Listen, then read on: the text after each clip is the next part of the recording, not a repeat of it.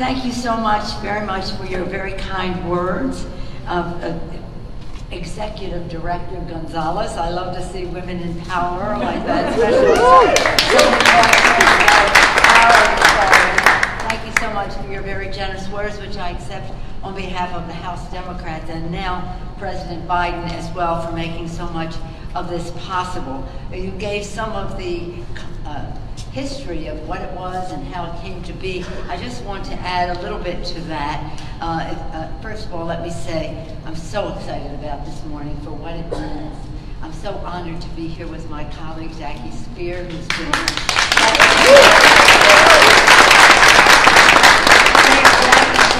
that champion from the Bay to Trans-Bay and everything that implies, and of course to be here with Mark Saunier, who was on the transportation.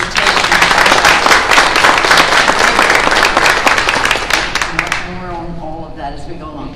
But just to put it in context, when he was in the state legislature, John Burton was instrumental in the transfer of land for the center to be on this spot. So let's acknowledge that. And part of that, at least 35% of that would be for affordable housing. Thank you, John Burton, for that. Let's put this some time. Beautifully, you characterized it in values and the rest. But in time, on August 11th, 2010, Trans-Bay Terminal groundbreaking with the mayor, with the Secretary of Hood in the Obama administration, Mayor Newsom, Senator Boxer, and George Miller, who he was the predecessor to Mr. DeSaulnier on education and labor. They both served, which was very much a part of this in terms of who would do the building. And then that was August 2010. September 2013, Mayor Lee and I, joint effort, had our hands imprinted into the cement. And it was a wonderful day. This is easy, but we were climbing over. I mean, I can't do that too much. But all of our friends in labor were there. And it was a big labor occasion as well to make that transition. Then, 3 years later, March 2016, Trans-Bay Center, distinctive unveiling of the awning. Again, another step in its progress. And then 2018, Salesforce Transit Center tour, the ribbon cutting center. So get the ground, break the ground, the construction along the way to give the reports, and it was really beautiful. The creativity of it all was so lovely. It was really, this building is a work of art. So in any event, here we are today. And here we are today in something very important because, again, Director Gonzalez from the Trans-Bay Joint Powers Authority, and then Latifah Simon from the Director of BART Board, Michelle Bouchard, Acting Director of Caltrain, and Brian Kelly, CEO of High Speed Rail Authority. All of these entities, many of you on these boards, all of it so important to this magnificent achievement. I want to also thank our other members of the Bay Area, Zoe Lofgren, of course Jackie, and Eshu was here a couple weeks ago when we did, one of our Democrats delivered a presentation. She talked about how $4 billion in the Build Back, not the Build Back Better, the bill that's already signed, the bipartisan infrastructure bill would be here. Barbara Lee talked about what it means across the Bay, and Jared Hoffman in terms of how we're doing this in a green way, and of course Mark DeSaulnier was with us then, but our Bay Area members have all been a part of that. I'm taking a little time because this has taken some time, and there's a lot of credit to attribute. The Salesforce Trans Center is a testament to the truth that this is one of the most important public dollars that we can spend. Because what does it do? It builds infrastructure, which improves the quality of life. More people are taking public transportation, clean air for our children, less time in cars for their families, improves the quality of life, It promotes commerce in every possible way, whether moving people to work, to and from, but also product and the rest, writ large, the infrastructure, children to school, all of it about family, and doing so with good paying union jobs.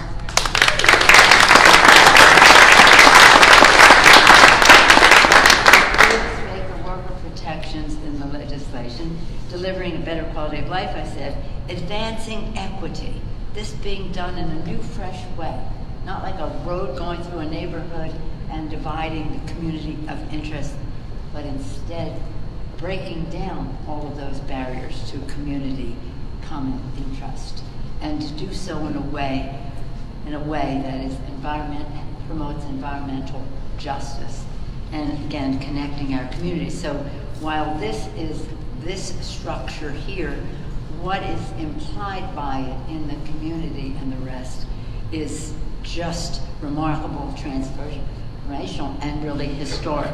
That's why when the COVID pandemic hit, we insisted in the CARES Act and then following that, when President Biden became president in the American Rescue Package, that we would keep our transit systems running, that we would save transit operators' jobs in doing so, that we would secure transportation vital for essential workers, providing, now this is an important number in that bill, our bill that we did with President, $70 billion in federal transit support, including $4 billion for the San Francisco Bay Area, for Bay Area transit operators,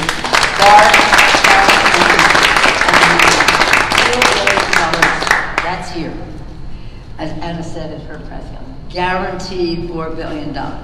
But President Biden had the vision to know that our nation needed not only to build, but to build back better. And the Build Back Better agenda, which we're awaiting the actions of the Senate, is the biggest, boldest investment, the two of them together, in our country's history, including a once-in-a-generation investments in infrastructure writ large. We celebrate the bipartisan infrastructure law, which secures historic investments to rebuild America, including the largest ever investments to do this. Moderate our nation's transit and replace aging infrastructure, combat the climate crisis, taking cars off the road to lower emissions from the transportation, and advance equity, expanding transit options, particularly communities of color, and improving accessibility for seniors and people with disabilities. That's very important to us. Yesterday we had the ceremony for Senator Dole, who was a champion on the Americans with Disabilities Act. That was an expansion of freedom that our Constitution may not have imagined, but that's made possible in that way. And for California, we have specifically secured $10 billion for state transit agencies. Now, I'm giving you all of this because this is really change. This is really different. And under President Amtrak Joe, self-described in that way. The day before, Friday, the funeral we had in the Capitol, they asked Senator Dole, when he was the majority leader, Republican leader in the Senate, why did you give all that money to Amtrak? And he said, because that was the best way to keep Joe Biden to go home every night. He used an expletive to describe it. I won't go there. And it's interesting to note that it's the biggest investment in passenger rail since Amtrak's creation. China already has 22,000 miles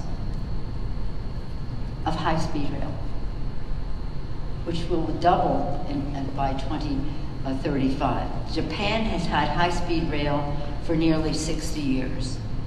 And now America will invest in bringing world-class rail across the country, upgrading and expanding Amtrak, investing in new passenger rail improvements like California high-speed rail. Brian will be talking about that. Securing billions for grade crossings improvements, grade crossing improvements to end traffic collisions, fatalities, and injuries. Security is really a very important part of infrastructure. It makes our bridges safer, it makes our transportation safer, and the rest. So again, if I'm going on long, it's because I would go longer if I didn't stick to my notes. I just went on talking about it all. And now we'll Build Back Better Act, most historic legislation for working families in the century, jobs, bigger union jobs, higher paying jobs, lower cost, cuts taxes, make the wealthiest and big corporations pay their fair share. Build Back Better accelerates investments in infrastructure again, $10 billion for new transit initiatives to support access to affordable housing.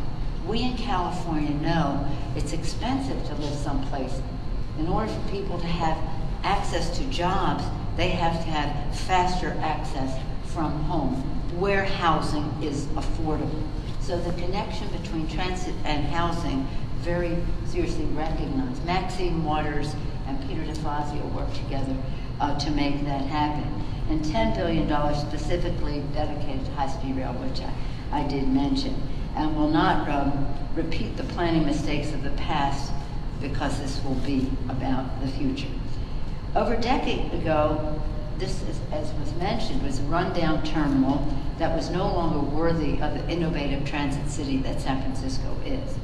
Under President Obama and then Vice President Joe Biden, in the American Recovery and Reinvestment Act, which was a Democratic initiative in the Congress, we were able to break ground, build the trans box below, $400 million, as was indicated in that bill, to build $400 million to build that was in that legislation, and enjoy now taking us to where we are today. But our work is never complete. We always want more, and with the investments made possible by President Biden, the bipartisan infrastructure bill, Build Back Better bill, what we did in the American Recovery and Reinvestment Act under President Obama and Vice President Joe Biden will bring Caltrans high-speed rail into this center in the heart of downtown San Francisco. And so there we are. Now, I afforded myself that luxury because it represents so much work by so many people, our legislators, those staff, the communities, the intellectual resource that you all are. So I hope every one of you takes pride in the role that you played, because it's complex.